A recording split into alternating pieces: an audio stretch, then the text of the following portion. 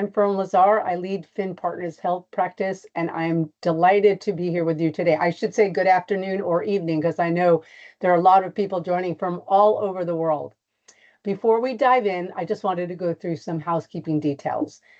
I will be asking each panelist a set of questions today, and then we'll move on to a group session where we'll have all the panelists jump in and answer different questions. During the call, if you have a question, please type it into the chat and we'll try to get to it towards the end of the call. So thank you. Our panel today is titled Shaping the Future of MedTech, Balancing Innovation, Regulation, and Healthcare Economics. We are standing at a very fascinating moment, an incredibly challenging crossroads in MedTech. Healthcare systems are facing unprecedented clinical and operational constraints. The days of innovation for innovation's sake, as we know, are over. Doctors can't just buy something and expect their hospitals to approve it. Providers are under immense pressure to achieve superior outcomes on the one hand, while working with tight budgets on the other. For those in R&D, this means that new solutions must demonstrate both measurable clinical value as well as clear economic value from day one. But as everyone on this Zoom call knows, as R&D leaders, you are navigating commercial reality, at the same time steering through all these crazy changing global regulatory frameworks, and in the background, ever-changing technology, which you have to balance and incorporate at the appropriate moments. So how do leaders adapt their pipelines accordingly?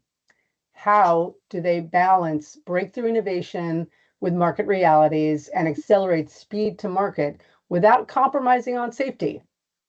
To help us untangle these very difficult questions, we are joined by a phenomenal group of experts who live these challenges every day.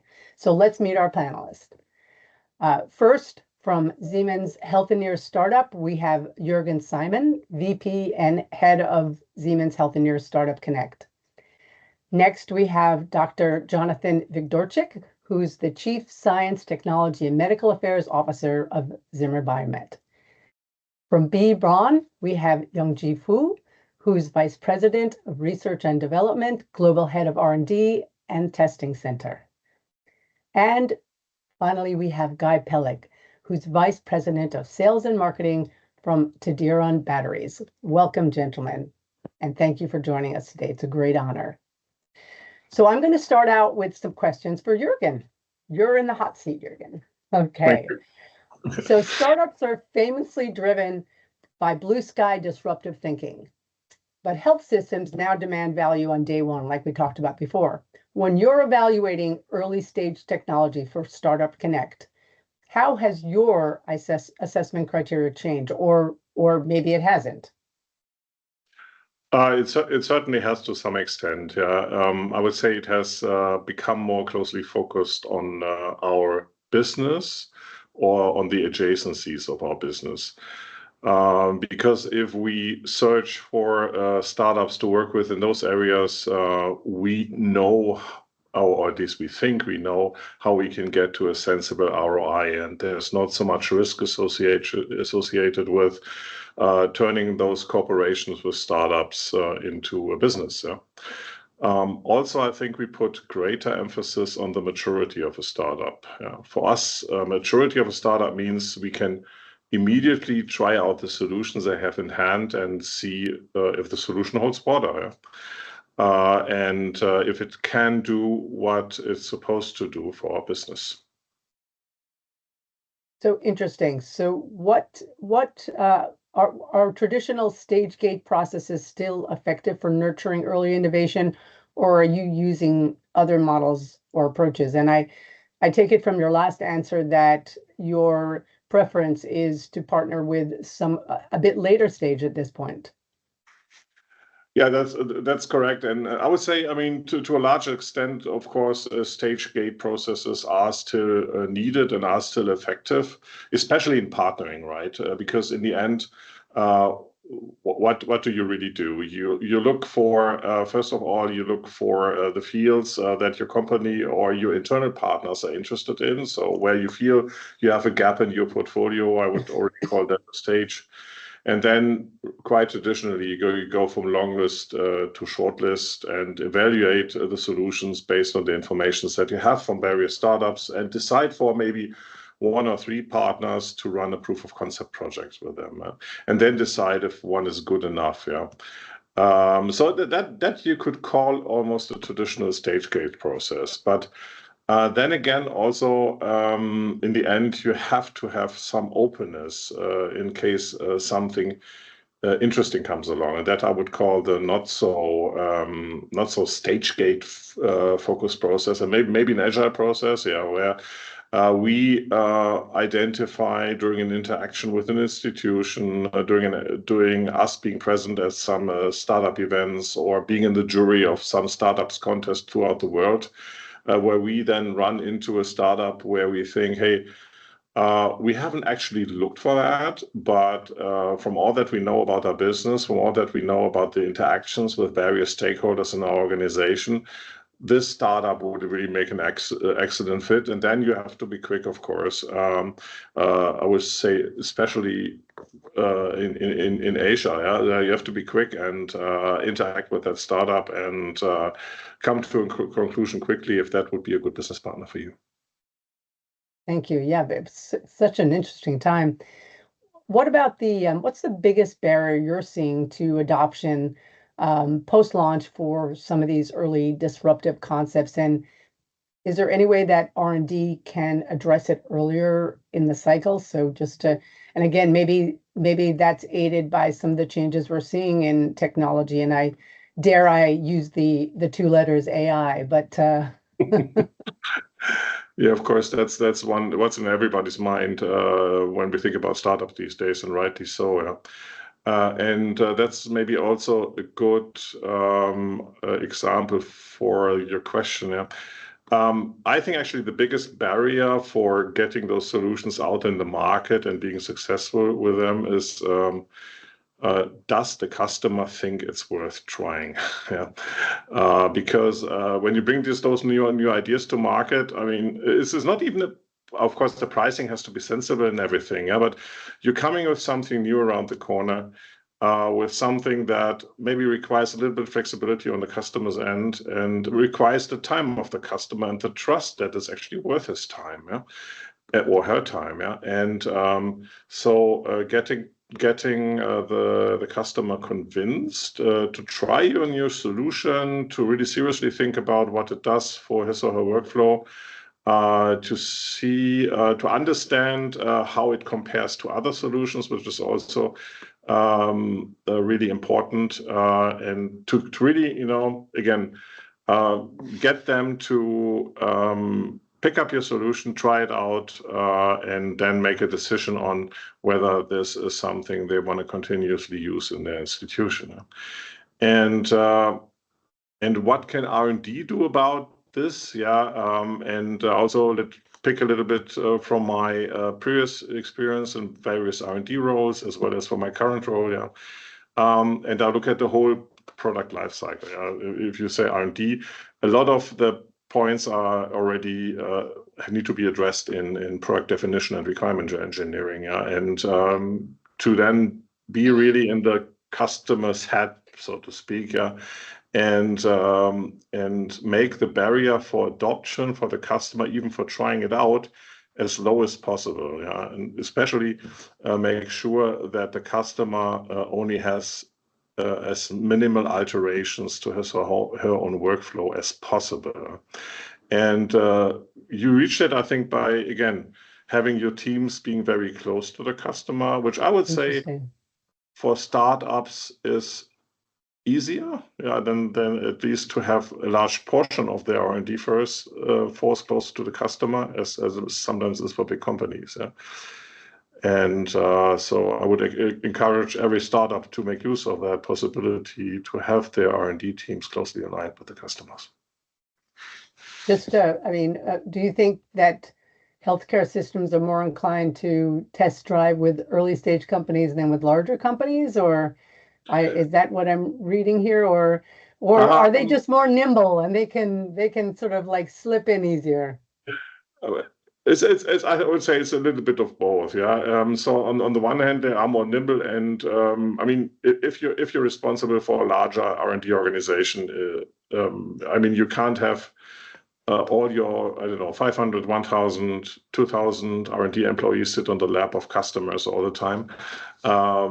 When you have a small R&D team, you actually can embed them with the customer, yeah, and embed them closely to the customer's processes. Of course, also not all the time. Also, like percentage-wise, you have an edge there, and also, at least in my experience, also talking to some of the companies we have acquired and where people now work in our company, and you ask them what has changed, is a little bit the forgiveness on the customer side for errors. Yeah. If you're a startup, you can try out things, and if it doesn't work out, and you help the customer on the spot, yeah, the customer will say it's okay. Yeah. If you come in with a big brand name, and we have a lot of big brand names today around the table, your CEO might get a call, yeah, because something hasn't worked, yeah. These guys have told him or her it should work, and it doesn't, yeah. So that's the level of expectation is quite different, and that leads you to not being so experimental, I would say. So this is a perfect time to segue to Jonathan. You knew I was going to do that, right? Yeah. Speaking of big companies who have great reputations, so how are you finding that the Zimmer I mean, you're a surgeon as well as a technology officer, so you sort of like see both views. How is Zimmer Biomet approaching these challenges, and are you able to, do you have to be as nimble? Can you be as nimble as some of these startups? And what are you doing right now that you weren't before when it comes to sort of the R&D, like looking at R&D?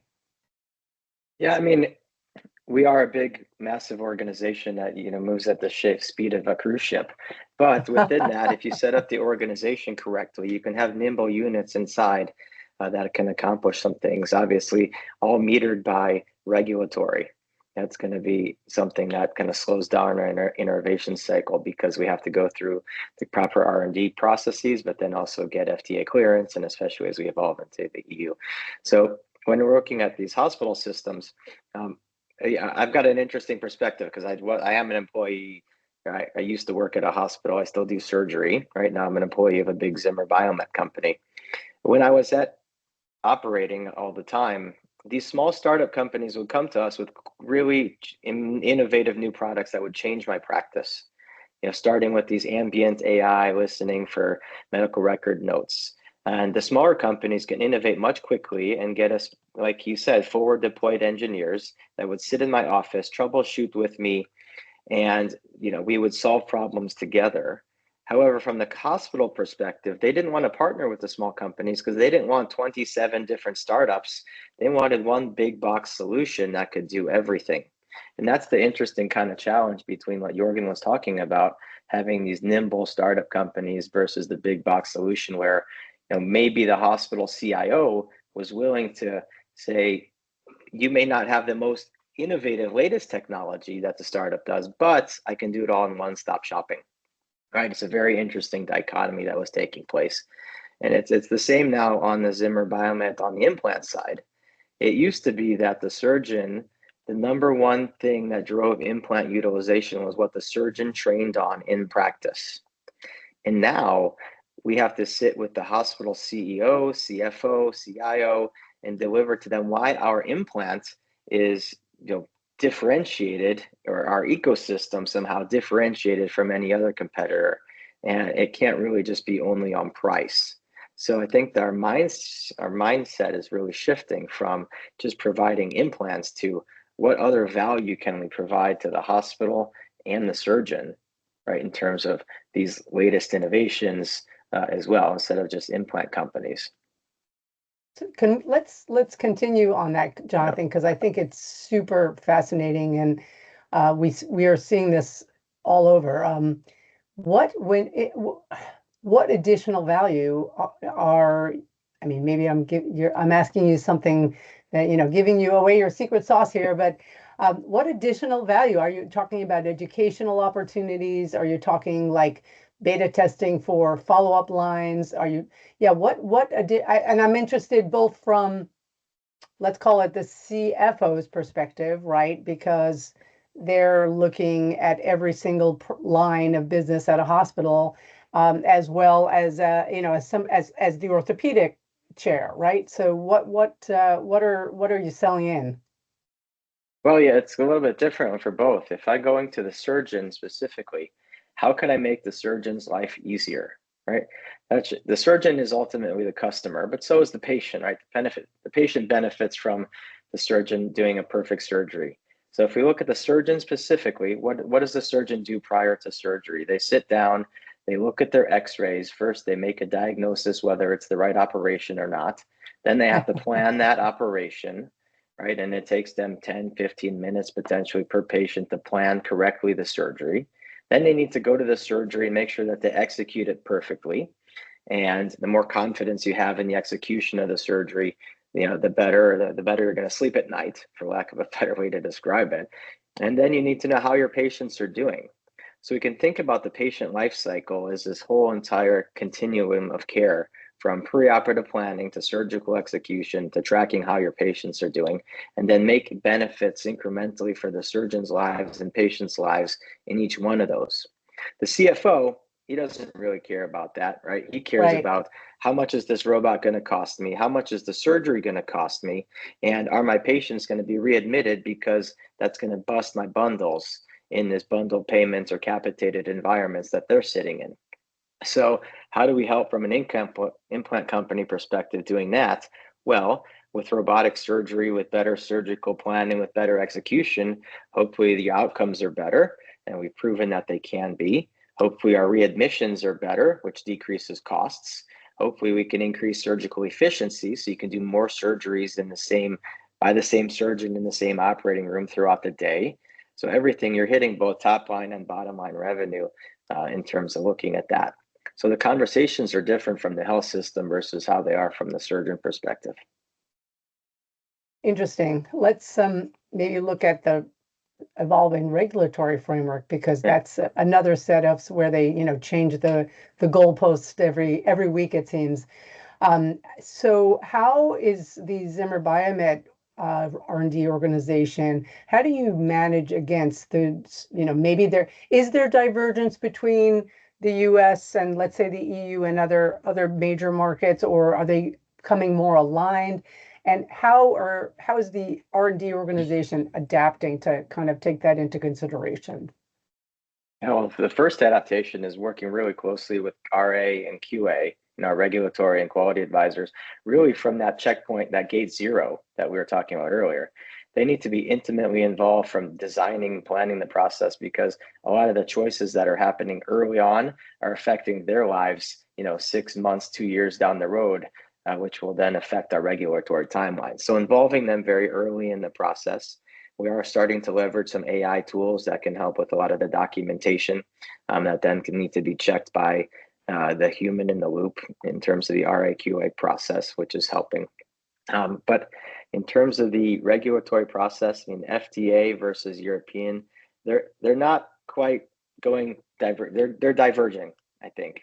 EU is becoming more difficult. We know with MDR, with the European AI Act, these are very high bars that are there for protection of safety of the patients and for security and data privacy.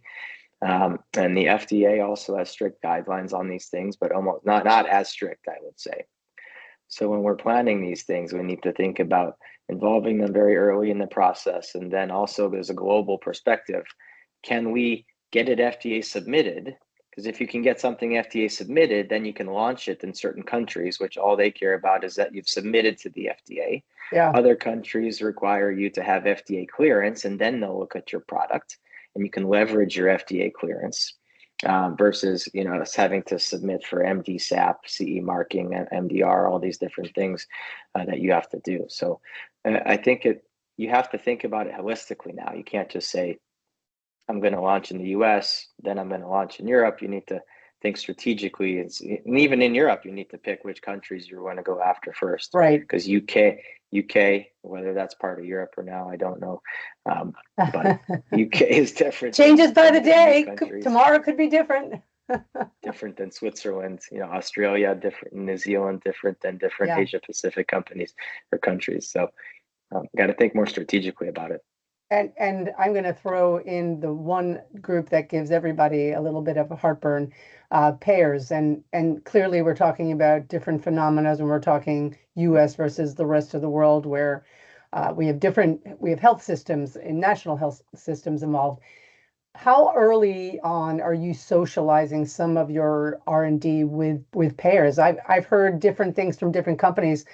Some companies feel like if payers know what's coming at them in 5 years or 3 years, they can better adapt and plan, and they perceive less risk. But I'm curious to see what you think about that.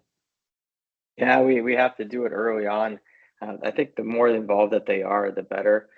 When they know what's coming, especially if we're launching a new CT-based robotic platform, right? Somebody needs to pay for the CT scan, and if the CT scan is not going to be approved, then we're going to have trouble scaling that business. If you think in Europe they get less CT scans because they have more costs, and they're more cognizant of these costs in the system. So in Europe, do we need to have a different type of strategy or not? You need to think about this from both the payer perspective and the patient and surgeon perspective, what they're going to use too. What we're finding is that different business models as well. In Germany, there's no sales rep that's in the surgical case. So can we launch a robot where there's no sales rep in the surgical case, and it runs easy enough that it can be run by just the surgeon or the nurses? Whereas in the United States, every single case has a sales rep there that can assist with some of the robotics or technologies. So there are multiple layers here to kind of unpack when you're thinking about these things. Interesting. Thank you. We're going to move on to Yongji. Thank you. So Dr. Fu, B. Braun handles high volume infrastructure like infusion therapy and diabetes care. Given the tightening hospital margins and the pressure to treat these categories as commodities, which is like a bad word, right, for us, is very, very high. How are you deploying technologies like machine learning and advanced sensing to help build premium clinical value without inflating unit production costs and making hospital CFOs go crazy?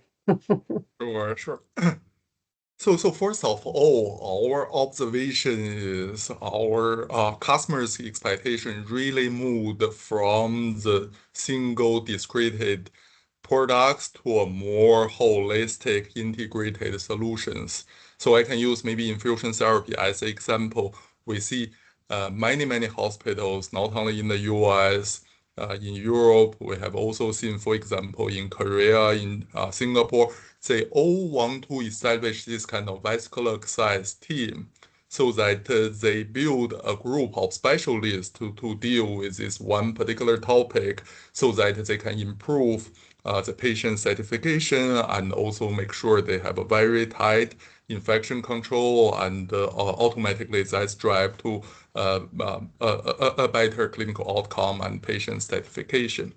So to achieve that, what they are looking for is really not really single product. Like you mentioned, if we compete with the product price, then it's really become a dead end. I mean, this is commodities, and this is really not our business model.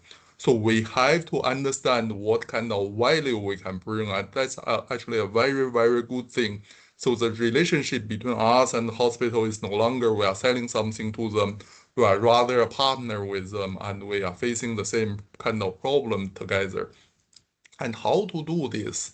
So, I mean, as the technologist, when we enter a problem, including myself, we get excited about AI, about digital sensing, all these exciting technologies.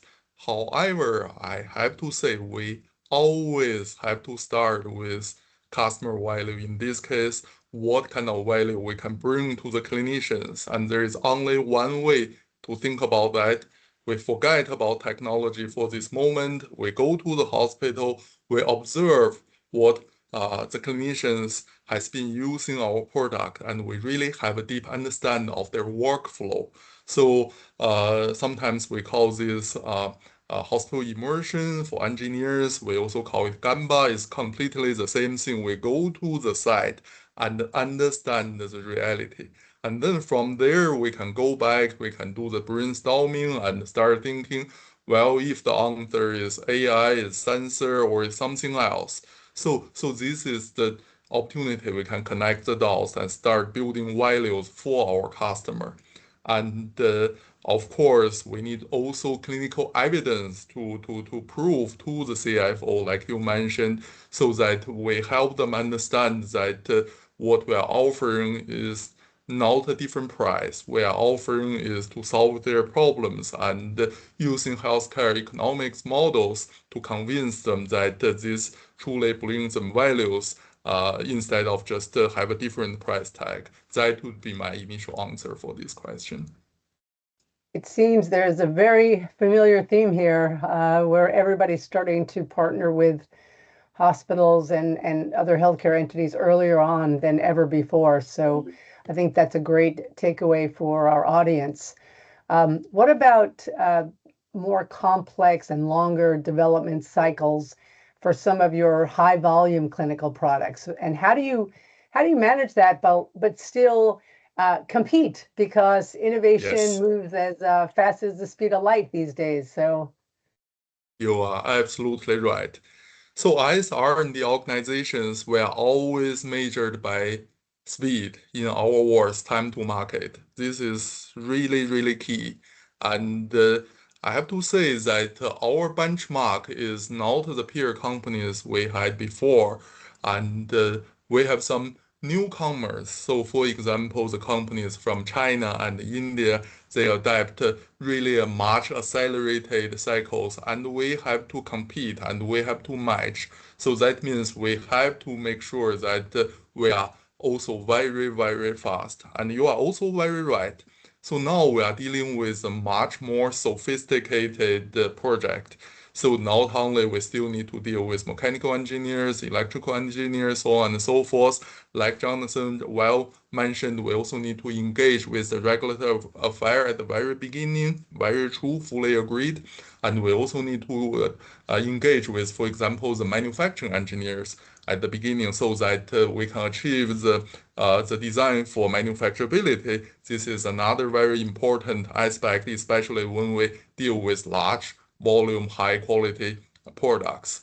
And there are many, many different parties we have to take consideration. That means the requirement for the project managers is very, very high. Fortunately, a lot of work which they have been doing in the past can be automatic. However, I have to say that there is still this personal touch. So we cannot really replace the personal side. So when there is a delay of the project, we cannot just ask a machine and hope we can get the answer. So we have to work very closely with many different parties, and we have to think from day one. I fully agree. We have to think all these aspects from day one. Then we really can make sure we do it right from the very beginning.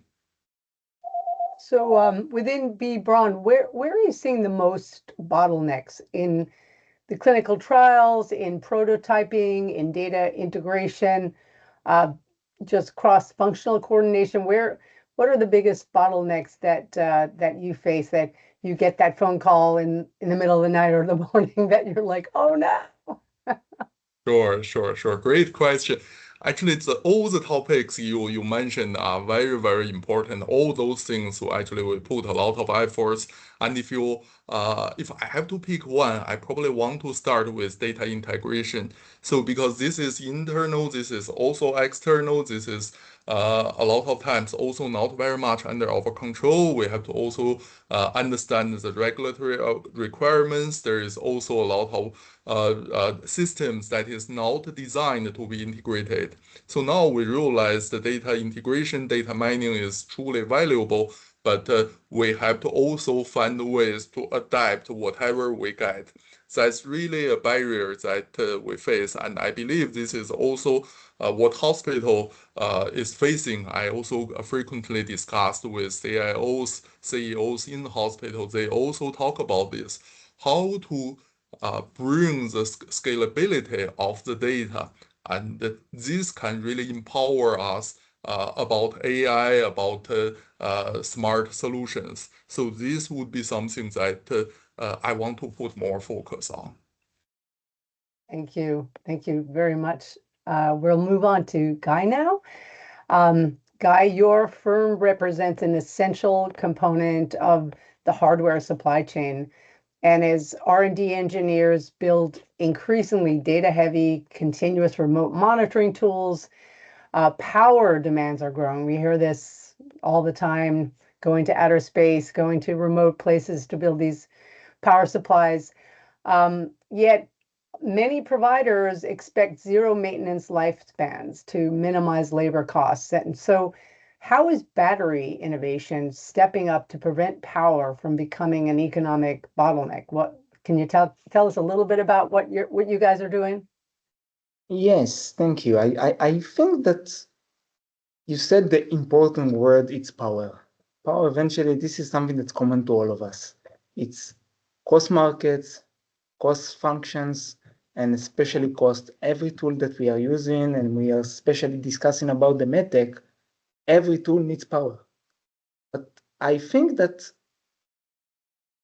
safe costing is important, but not the most important here parameter that we are using. I think that Jonathan mentioned as a surgical, you want to have, I would say, clean room. You don't need to have any wires. You don't need to have any cables. You need to have the units very light. If it's a driller or somebody or any machine that you are using. So in those cases, you want to have an innovation. You have to have the small factor that we can support, to have the smaller factor as we can, form factor here. I think that those parameters are very crucial. But eventually, one of the main crucial parameters is when are we involved in this stage. In order to cost save, you need to see how early. I think that Dr. Fu mentioned that as early as you can to be in this process, and also Jonathan mentioned that will cost save eventually, because if you have a startup and you're producing some kind of or preparing or doing a research of some kind of a unit, eventually you have the size, you take the power as a commodity, you're treating this in later stage of the project, and you have the size set already, you have the electronics, you have everything inside, and you're ready to set the units and say, okay, I'm on time. Then at the moment that you are reaching to the last stages and you want, let's say you have a week or two to submit to your project to be on time, then you realize that the size is not good. You need to have enough power in order to support what you need. You need to have the right battery. You need to have the right source. And if you don't have it, you're going to fail to submit on time. It's going to be late. It's going to cost you more because maybe you already produced something, you need to change all the units and you need to go back again. As early as we are going to be involved, that's the step, that's the place that we can support you in cost saving eventually, to have a lighter product that the surgeon will be happy with that. And I think that this will help you to think together, how can I use this power to be an enabler and not a stopper for your project? That's great. Very interesting. Again, earlier the better we're hearing. It's a common Absolutely. theme. Yes. So what about when we know there are pricing pressures, we know that in health there are now increased emphasis on value. We've heard that from everyone. How do these two factors influence your component design parameters and your feature sets for your customers' devices? So yeah, so how are you rethinking that, or how are you doing that differently? I think it's, as the world leader in lithium thionyl solution, I think that we are all the time looking to have more and more advanced, to have different materials inside of the battery in order to have it cheaper, to have it for a long lasting. And one thing that is important that as we have a long lasting product, think about that you are going to use a driller, for example. After each surgery, you're going to throw the batteries out. It's not sterilized. You're using it only for, and you're going to contaminate the earth. So from sustainability perspective and cost saving, you want to have something that can last 100, 200 surgery, that you can use it. You can use your product, you can put it into autoclave, for example, that our batteries are going as a very harsh condition and very high and low temperature that you can use it. So I want to give an example, one company that came to us and asked in the last stages of the project and said, okay, we want to have a product that can survive autoclave and we want to use it for, I don't know, 100 cycles. And we said, okay, we have a solution, we can support this. And then we realized that they need a form factor that was very small and it was not fitting to their product. So there was a lot of pressure and a lot of extra money that they spent in order to have the product ready, in order to have the product that they can use it. So there is a lot of pressure coming from companies to have it lighter, to have it cheaper, but eventually you need to have, in MedTech, you need to have the highest quality that you can. So yes, you can save some money, but eventually if you have a product that can last for 100 cycles, you're going to save money, eventually, for the long run, if it's going to last. But you need to make sure that the quality is right, you need to make sure that you're on time, and you need to make sure that your audience, your surgeons, your people that are using, even the patient that are using a unit, taking, when he's hospitalized, he's taking the unit, if it's mobile or not. That's an important parameter to understand that you need to have something that lasts and it can be cost save eventually. Don't think on the next step, on the next 5 minutes, okay, I can cost save here, but for the long run, you're going to cost save if you have a reliable product that will not stop during the surgery, and it's going to be very strong, and you're going to have the power that you need. Thank you, Guy. Yeah, and if we look at your development cycles, like everything's getting faster and shorter, how are you looking at your new product development cycles? So looking at maybe something that's breakthrough versus something that's incremental, but perhaps is better battery elongation. So how do you balance those two? Because you're in a potentially high volume business too, so could be quite lucrative if you pick the right horse. Yes, you need to take some risk. We have some batteries that we did a research, I think, 8 or 10 years ago, and now we are using them. So you need to think well in advance. You need to think where the market is going. For example, in military defense, when you're looking for product in military defense, you used to take a product that can last for 15 years in your warehouse, and no one thought about this. Okay, you take something, you use it, but those products need to last, need to wait there in the warehouse, so you need a long-lasting product. When you think about where the MedTech are going, I mentioned a few times, form factor, you need to make sure that you have it smaller as possible, lighter as possible. And again, you need to see the trends. You need to see the market trends. You need to think well in advance. And when you're a stable company, you need to make sure that you put the money all the time in research, to think about the next product. Sometimes you take risks. Sometimes you see product that you're not going to launch it for 10 years. And then after, our company is here for more than 50 years and you see product involved. And then you see that, yes, we are waiting to the right time, and the right time will come. So you have the product, you do the research, trust what you're doing, and you will be there to support the next stage of the market. Thank you so much. I think we're going to take that question and open it up because I think it's on everybody's mind. So how do we, let's start, we'll call it portfolio trade-offs, right? And I'm going to ask some of the larger players who are actually the ones on the front lines of innovation to opine. Maybe we'll start with Juergen.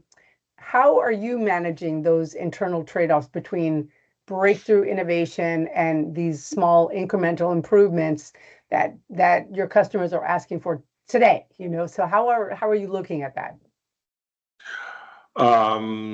Yeah, first of all, this is a great question, which always means it's a very difficult answer. I would say, I mean, of course, the whole market, our customers, and also I would say our organization is a little bit trending to what I would call added value innovations, because I don't like incremental, honestly. I think there's a lot of smaller innovations that add really great value to your products, really great value for the patients. So, but I think it's fair to say a larger part of the efforts is focused on that.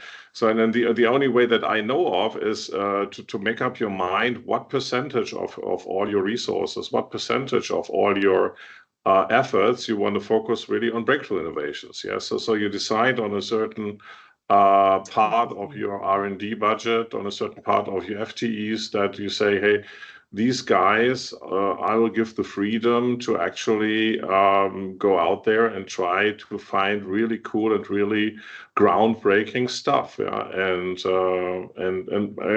that's the mechanism I know about. But happy to hear about others.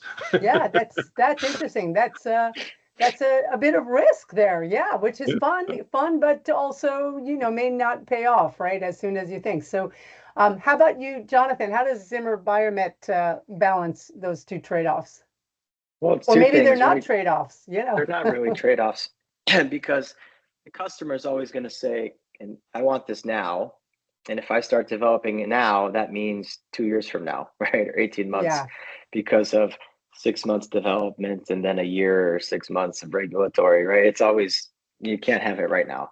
So you have to be forward thinking. And like Juergen said, one of the first things I did when I started at Zimmer Biomet was establish this strategic R&D group, almost like this Google X type of factory where I've got people who are only working on future groundbreaking innovation.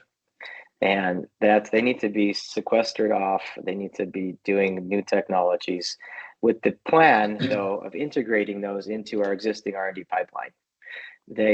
Those things come in twofold. You can either go out and acquire some new technology that you can do, versus organic growth, within our own company. Take something we already have and give an incremental innovation, which makes it groundbreaking technology. So we do have to balance both, whether it's taking our existing robotic pipeline, what features can we add to that in a few years, versus is there anything else we should go acquire that's going to change the world for us?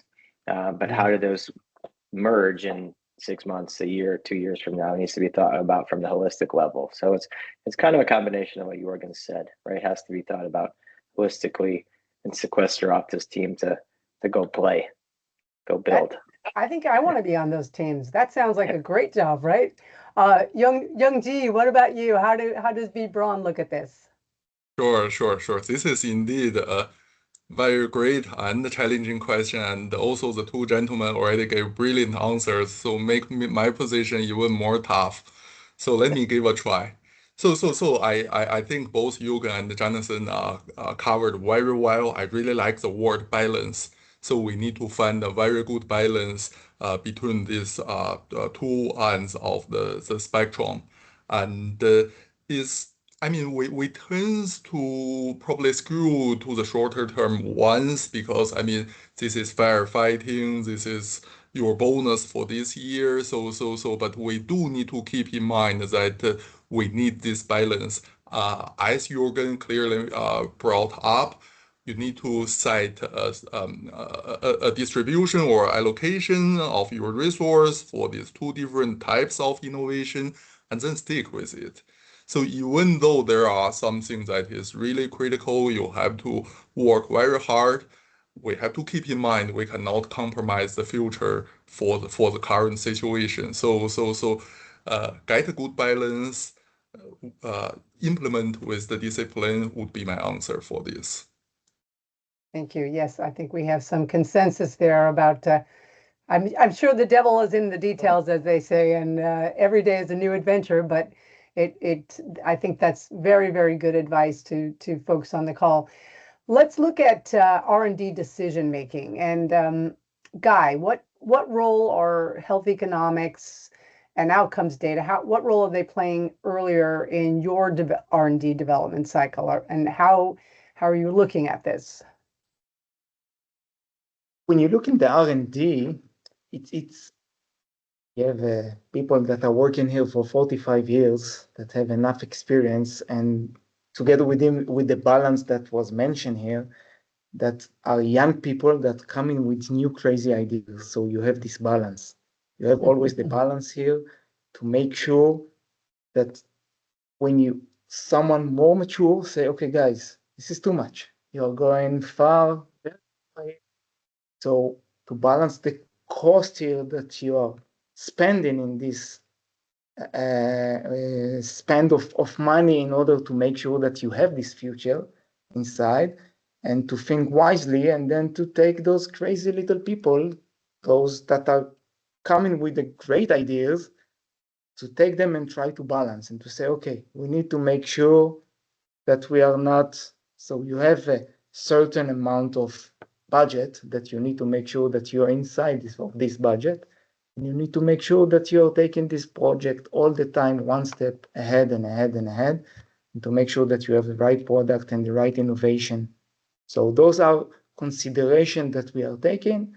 We need to make sure, again, that you have a breakthrough. You can't have something that, okay, take the same product and just change it. You're looking for a real breakthrough for the future. So this is the major parameter for us to say that this is something sustainable. Thank you. Yongji, are customers, so providers, payers, patients maybe, are they demanding different types of innovation than, let's say, 5 years ago? Sure. Fundamentally, I wouldn't say so. I think we are still dealing with human beings, and our mission is to improve their health, to try to help them deal with certain diseases. But there are certainly also fundamental change from the expectation from our customers. So, for example, besides the great clinical outcome, they are probably also looking for more transparency, and they will probably want to be more involved in the decision-making process.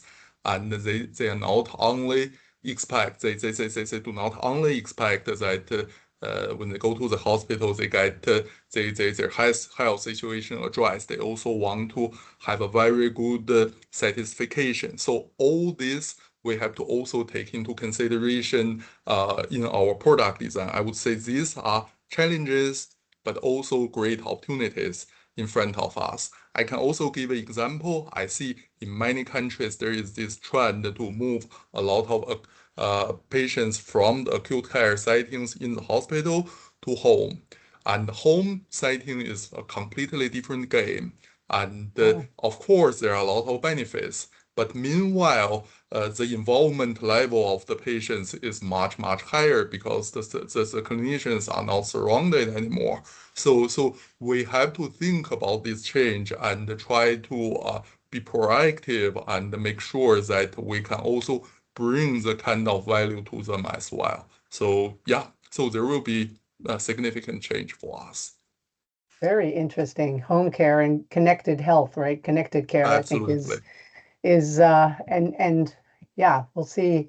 Hopefully it moves in a good direction and it stays safe, right? For sure. Let's. I know we have probably some people who are earlier in their career. What type of person can succeed in MedTech R&D today? What are the skills they need? What's the mindset? Maybe we'll start with Jonathan on this one. Yeah, absolutely. So I think you have to have, number one, always question everything, right? The only rule that applies are the rules of physics, right? That's first principles, Elon Musk, right? That you got to question everything. And the second thing is, if you're not using AI, your job will be replaced by someone who is using AI, right? It's not that AI is taking your job; it's the person using AI will take your job. So it's almost weekly now that I sit in calls with my teams, and I always ask them, what are we using? How are we using Quad Code? How are we using Quad Code work? How many agents have you built? That should take you an hour or a weekend. Why are you telling me it's going to take 6 months and $500,000 when, a teenager could do it over the weekend for $50? These conversations are real time. They're happening. So those are skills that I think are mandatory, always questioning things, learning how to use AI. And then we're left with just the emotional intelligence piece. How do you interact with people? How do you build teams together that are going to work together to change the world? Interesting. Juergen, can I ask you the same question? Yeah, if I can give a different answer. You don't have to. It could be the same. No. I think so. The one thing I would really say that's important is really excitement about the job. Yeah, because MedTech healthcare is a fantastic industry, and that is the one industry where you can, work on super exciting technologies, earn some good money, and help people. Yeah. So, and if this doesn't get you excited, you're probably not a good fit for the healthcare and medtech industry. Because I've talked to many colleagues. Siemens is a big organization, and I've talked to many colleagues who come from other Siemens businesses where they ticked one of the three boxes. Yeah, where they said, "Hey, healthcare really ticks, medtech really ticks all of those boxes," and I think, if you're not excited about working in healthcare medtech, you're probably not in the right place. Who could not be excited about it? I wake up every day just thrilled to learn about all the new things that you all are inventing. Yongji, what about you? What are you seeing? What are you looking for when you're hiring folks for your team? Sure. I would always hire someone who has the passion. So go to the hospitals, speak with some friends or some neighbors or colleagues who has experienced this kind of healthcare journey and understand their challenges and how MedTech help them. So that's really remind us that how fortunate we are, how significant our works are, and why this innovation is so important for all of us. So that would be the starting point from my view. I thank you for grounding us. That makes me so happy because, yeah, it does start with the patient, and too often we leave the patient out of the equation, and we know what happens when we do that. Guy, you want to take a shot at that when you're looking to hire for your teams? What kind of person are you looking for? I fully agree with all three of them, and I like the perspective of, if you don't know how to use AI, not AI will replace you. Thank you for that, by the way, Jonathan. Another person that uses an AI will replace you, so you're afraid all the time that the AI will replace you, and it's not the truth. And I truly believe in people that understand their customers, that go and look in their eyes and go to the field and understand what they need. Ask them. You need to write a person that knows how to ask the question, what question to ask. The interaction between the people will give us more than AI, will give us more than everything, because this is something that cannot be replaced. You sometimes, when you interrogate a customer, he understands things that you ask, what he really needs. And sometimes he just okay, I need a solution for that. But during the call, during the discussion, both of you understand what is the right fit for him. So the interaction between people is so important. So I'm looking someone that needs to interact, needs to speak, needs to listen, and then to build the solution. I hear communications as a very vital tool. Not that I'm prejudiced about that, but yes, I think being able to communicate is important. So we have exactly 1 minute left, and so we're going to do a quick lightning round. One last question. What emerging challenge or challenges do you think the industry is underestimating right now? And we're going to start with Yongji. Emerging challenges, I would say, is still from the regulatory side. We have a lot of great technologies, and we have to be ready for this. Jonathan. Our challenges are partly with investors, I think. I mean, if you look at MedTech as a whole this year, it's been a bloodbath. It doesn't mean that we're not innovating and we're going to be tremendously successful, but a lot of money is pivoting towards, 10x, 100x AI investments, and it makes a difficult environment for advancing R&D in our types of worlds. Yes, and we'll see what that other R&D delivers. How about you, Juergen? Emerging challenges. Emerging challenges, maybe a little edgy one. With all the great things that come up with Gen AI, and I love Gen AI and I use it a lot, but an upcoming generation of software developers that has never coded without Gen AI, I think might be, because right now we have a really good mix of people doing it, but still understanding it. So I will see if the generation comes out which has never coded without Gen AI. I'd like to see that. And we haven't even talked about cybersecurity intentionally, just so you know. Really? So, Yeah. But Guy, you'll get the last word here. What emerging challenges are people missing? I think that we are living in a fast track, and this is getting faster and faster, even every day that moves, and it will get faster and Yes. more and more faster. You need to adjust, you need to be there. But again, you need to think from the beginning. If you want to be fast, you need to start to think from the early stages of the project to see what do we need, how do I use it, and how do I have the partners together with me, everybody on the same plate to think together. It will be faster and adaptable. Thank you.